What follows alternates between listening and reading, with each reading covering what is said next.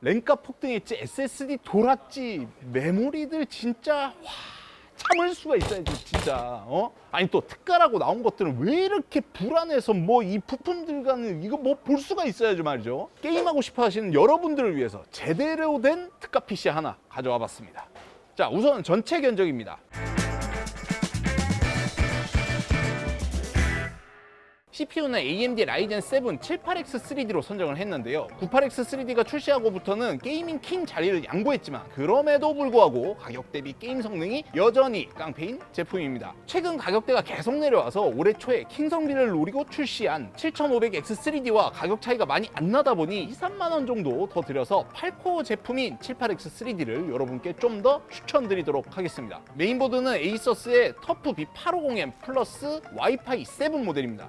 저렴한 B650 보드보다는 다소 가격대가 조금 있는 편이긴 한데 80A씩 14 플러스 2 플러스 1 총 17페이지의 튼튼한 전원부에 후면에 무려 11개나 되는 A타입의 USB 포트 개수 때문에 여러분들 중에 헤드셋이나 스피커, 외장하드 등 많은 장치들을 사용하시는 분들께 꽤나 매력적인 제품입니다. 거기에다가 이렇게 동봉되어 있는 와이파이 안테나를 연결하신다면 이론상 최대가 무려 초당 46GB나 되는 와이파이 7 기능을 사용할 수가 있는데요. 윈도우 11에서만 지원된다는 그런 단점이 있긴 합니다만 여기서 끝이 아니라 지금 화면에서 보시는 것처럼 여러분들이 가지고 있는 게임 컨트롤러를 블루투스로 페어링하여서 윈도우에서 인식시키면 무선으로 게임을 즐길 수도 있습니다. 가끔 게임을 하다 보면 저 컨트롤러의 선이 너무 걸리적거려서 때로는 번거롭고 굉장히 귀찮은데요. 한 번만 페어링을 해두면 케이블의 구애를 받지 않고 자유롭게 플레이를 하실 수 있습니다. 메모리는 참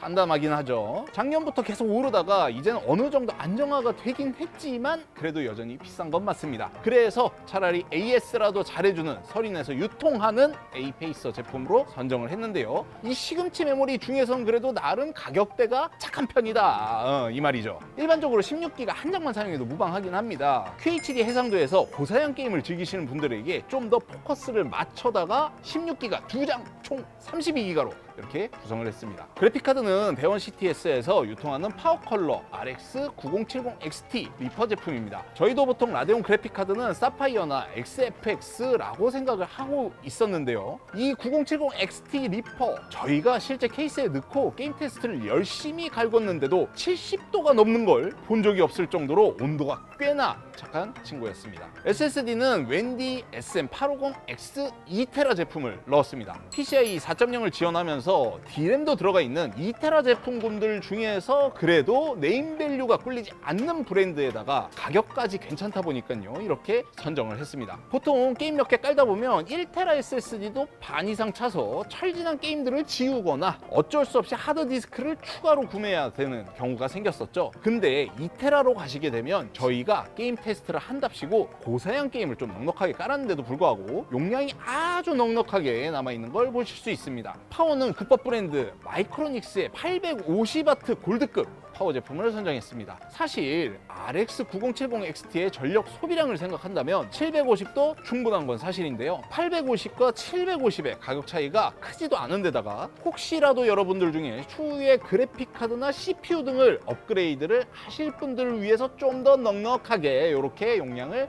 선정을 했습니다. 마지막으로 케이스와 순행 쿨러는 에이서스 프라임 시리즈로 구성을 했는데요. 순행 쿨러 LC360의 경우 저희 매장에서 벌써 2년 넘게 꾸준히 아주 그냥 성황리에 팔리고 있는 제품입니다. 금액도 10만 원 초반으로 저렴하고요. 보증기간이 무려 6년이나 되는 데다가 제품 퀄리티가 괜찮아서 2년 동안 매장으로 AS 문의가 딱 두 번 있었어요. QC나 내구성 문제로 사용하시는 고객님들의 마음을 속상하게 하는 일 따위는 없는 저렴한 순행 쿨러 중에서는 꽤나 퀄리티가 좋은 그런 제품이라고 생각합니다. 케이스는 저희도 이번에 처음 써본 케이스인데요. 에이서스 프라임 AP20이라는 케이스입니다. 디자인이 특이하게 생겨서 처음에 살짝 고민을 했었던 제품입니다. 근데 막상 조립해보니 측면에 곡면으로 처리해놓은 유리창도 예쁘고 특히 이 에이서스 세트로다가 딱 구성을 해놓으니까 특별하게 모난데 없이 조화로운 디자인이 꽤나 마음에 들었던 제품입니다. 그래픽카드 하단에 추가 쿨러를 장착할 수도 있는 공간도 마련되어 있고 후면과 측면에 달려있는 쿨링팬을 ARG로 연동을 했을 때 앞서 설명드린 수냉 쿨러와 함께 깔맞춤이 되어 색상 변경되는 모습도 장점이라면 장점입니다. 자, 이렇게 해서 여러분들께 이 컴퓨터 견적에 대한 부품 소개는 마쳤고요. 이제 실제로 이 컴퓨터에서 게임을 구동했을 때 프레임이 어떻게 나오는지 또 온도는 어느 정도 나오는지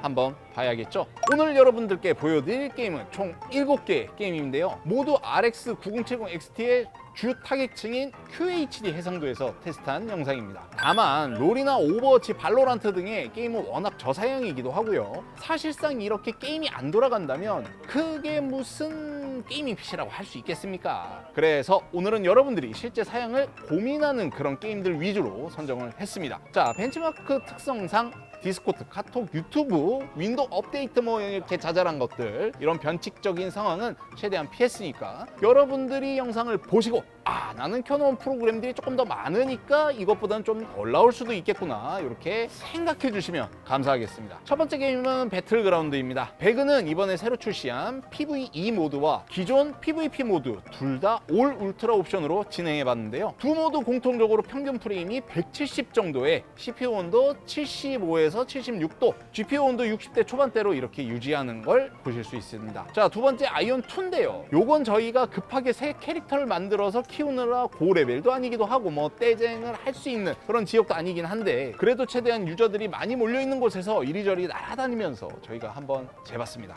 우선 마을에서 다닐 때는 평균 프레임 60 정도로 다소 아쉬운 모습이 살짝 보입니다. 아무래도 대규모 PVP 지역에선 옵션을 최대한 타협하면서 플레이하는 것이 필요할 듯 싶습니다. 다음은 던전인데요. 던전 내부에서는 평균 프레임이 100 이내, 최소 프레임이 76 정도로 나옵니다. 이 정도만큼 무리 없이 플레이가 가능할 듯 합니다. CPU와 GPU 온도는 각각 74도, 62도 정도로 유지하는 모습을 보실 수 있겠습니다. 세 번째 게임은 요즘 씹덕 GTA라고 불리는 이완이라는 게임인데 원래 원신이나 명일방주 같은 소위 서브컬처 게임은 호불호가 워낙 강해서 벤치를 할까 말까 고민을 조금 많이 했었습니다. 근데 요즘 이런 류 게임들이 그래픽도 많이 좋아지고 플레이 하시는 분들도 많은 터라 어느 정도 사양이 되어야 쾌적하게 돌아갈까 저희도 궁금하기도 해서 요번에 한번 벤치마크로 넣어봤습니다. 평균 프레임 111프레임, 하위 프레임 75프레임, CPU 온도는 69도, GPU 온도는 61도로 이렇게 나와주고 있습니다. 네 번째는 새로 출시한 포르자 호라이즌 6인데 이거 한답시고 엑스박스 게임 컨트롤러까지 집에서 가져와서 플레이하는 거 이거 한번 보세요. 이거 아주 그냥 벤치에 미친놈이 따로 없습니다. 평균 프레임 126프레임, 하위 111프레임 정도로 현재 보실 수 있고요. CPU 온도는 70도에서 왔다 갔다 하고요. GPU 온도는 63도를 유지하고 있습니다. 그래픽 로드율도 99%로 잘 나오는 걸 보니까 병목 현상 같은 거는 걱정하지 않으셔도 되겠습니다. 추가적으로 포르자 호라이즌 같은 경우엔 4K로 구성하고 싶은 분들을 위해서 라데온 FSR 기능 중에 하나인 프레임 생성 기능을 활용해 테스트를 진행했습니다.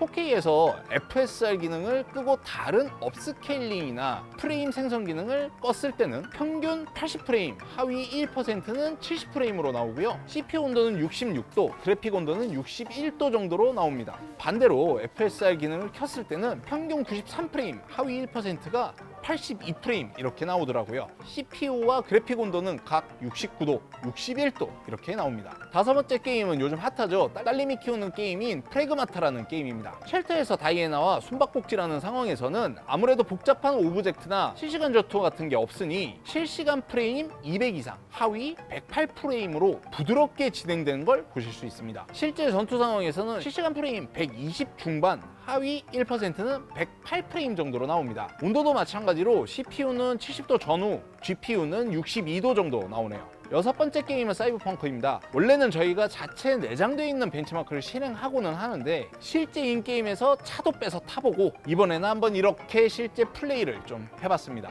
실시간 프레임 70 전후, 하위 프레임 50 정도로 다른 게임들보다는 확실히 고사양이라고 느껴지는데 일부러 옵션을 올릴 수 있는 최고 사양으로 올려놨으니까 실제 플레이 하실 때는 적당히 옵션 타협을 좀 해주시면 좋을 듯 합니다. 이렇게 프로브로 플레이를 해도 CPU 온도 74도, GPU 온도 61 11도 수준으로 나옵니다. 마지막 게임은 스텔라 블레이드입니다. 티제의 최애 게임이기도 하고요. 주인공이 이쁘니까 뭐 또 돌렸다고 하는 뭐 그렇다고 합니다. 인게임 컷신 재생화면입니다. 각 인물들의 디테일한 피부나 수염 등이 표현되고 있는 컷신 장면에서 평균 프레임 110프레임, 하위 100프레임으로 모든 옵션이 풀옵션의 안티엘리어싱 네이티브 기준으로 옵션 설정해둔 상태에서도 무난하게 프레임을 뽑아주고 있고요. 보스와 전투하는 특별 스테이지에서는 평균 115프레임, 하위 60프레임 이상 나오고 있는 걸 확인할 수 있습니다.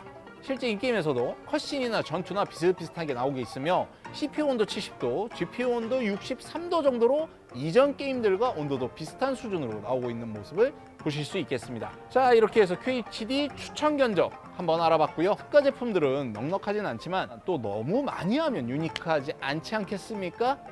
그래서 딱 10대입니다. 가장 중요한 건 가격이겠죠. 저희 원래 판매가는 358만 원인데 289만 원으로 대원에서 통 크게 이렇게 지원해 주셔서 이 자리를 빌어 감사 인사 드리겠습니다. 자, 다시 지나가고 후회하지 마시고 아래 링크 눌러보시면 구매 연락 링크 남겨둘 테니까요.